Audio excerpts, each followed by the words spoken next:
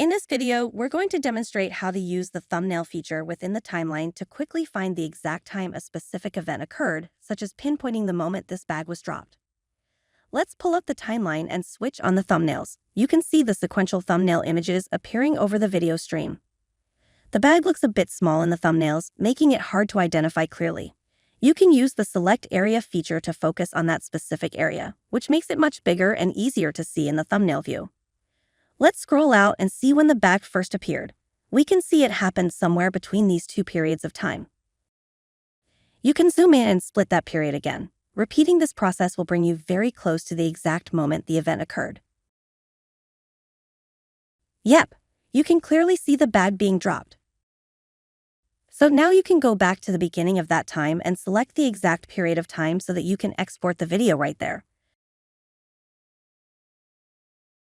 Let's bookmark and call it Dumping Event.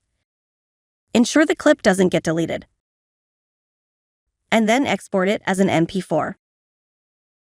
Let's open it up in the folder that it exported to.